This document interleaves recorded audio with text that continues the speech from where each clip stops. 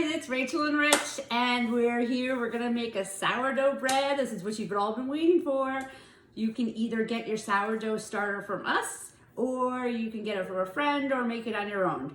But here we go. Let's do the first step first. Okay, I think the hardest part everyone always has with sourdough starters is how to feed it. Every time I talk about feeding it, people are like, this is too complicated, forget it, I'm not doing it. And it's really simple.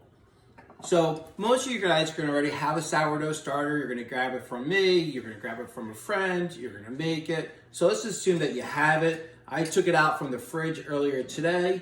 You could store it in the fridge until you need it. You can leave it on the counter all 24 hours a day, 7 days a week. You just have to feed it more often then.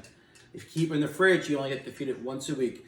So what does feeding a sourdough mean? That's what we're gonna talk about right now. So right now we don't have a lot in there, about probably a little less than a half a cup, but for this feeding, I'm gonna assume this is a half a cup. So I always tell people that it's equal ratio of flour and water to feed it. So if this is a half a cup, I wanna feed it half a cup. The thing is, don't use measuring cups to measure everything. We're gonna do it by weight.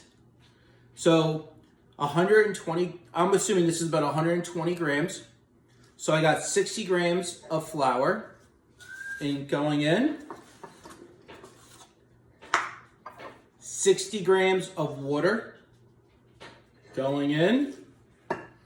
You can use a spoon, you can use a dough whisk like this, it doesn't really matter.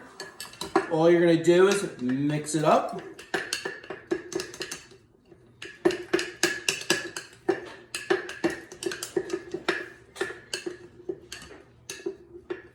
Like so.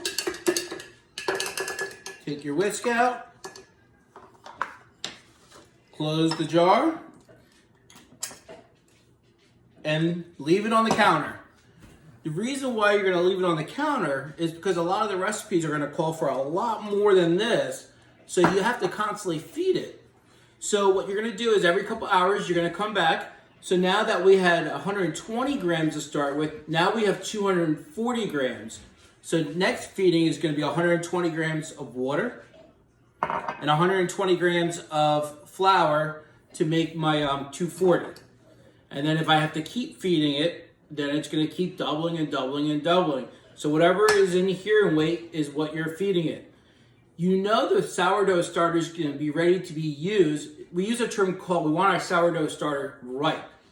And that means you fed it and it will rise, it will double in volume, and it'll create a dome with bubble, and right before it drops is the ideal peak when you want to use that starter for your recipe for flavor. So keep feeding your sourdough starter till you have the volume you need, and then when you're done, this is what you're going to want to do. You're going to want to discard to get back to where I was to begin with. Just throw it away or give it to a friend. Feed it one more time, maybe a little bit. Throw it in the fridge, and then take it out once a week to feed it, unless you're gonna need it.